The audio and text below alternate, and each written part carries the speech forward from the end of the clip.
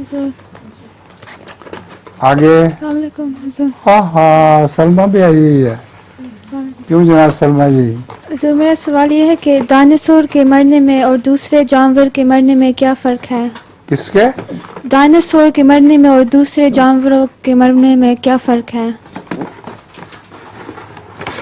Dinosaur के मरने का एक ऐसा फ़ायदा है दूसरे जानवरों का नहीं है। तुम डायनासोर पे बैठ के आई हो, पता है तुम्हें?